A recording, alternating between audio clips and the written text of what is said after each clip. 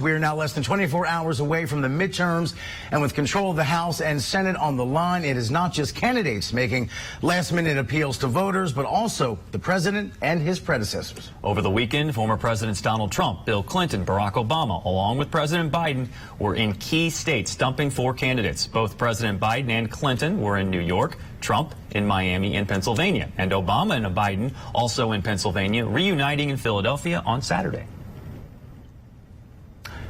Another busy day on tap again today. National correspondent Haley Bull has details on what to expect and where politicians go and what they say on the eve of the election. Tells you where the priorities are and where those critical swing voters are and which races they really care about. What is the state of play on this election eve? Morning, Haley.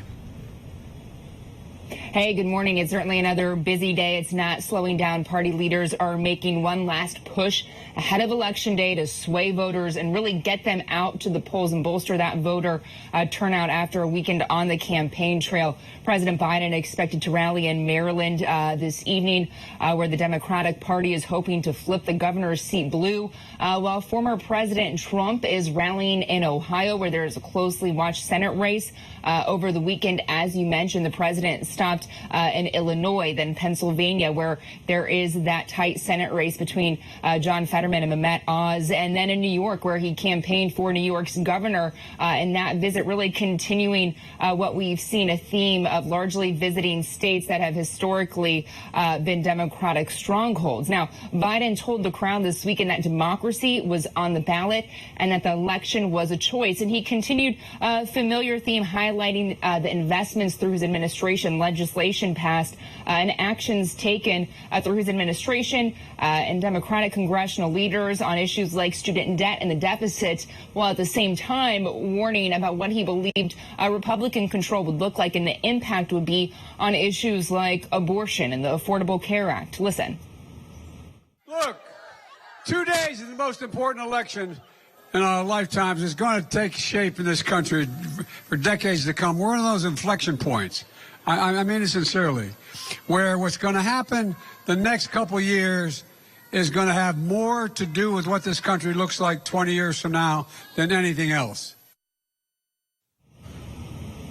Meanwhile, Republicans have focused criticism on inflation and crime, making the election about a referendum on the Biden-Harris administration. Of course, this midterm has very high stakes for the balance of power, with Democrats right now holding narrow control of the House and Senate. Now, if Democrats do not maintain control, it makes achieving some of Biden's priorities highly unlikely through Congress. For example, he has outlined top priorities as codifying the protections and Roe v. Wade when it comes to abortion and passing what he calls an assault weapons ban. But those measures do not have a clear path forward, a very unlikely path forward with Republican control.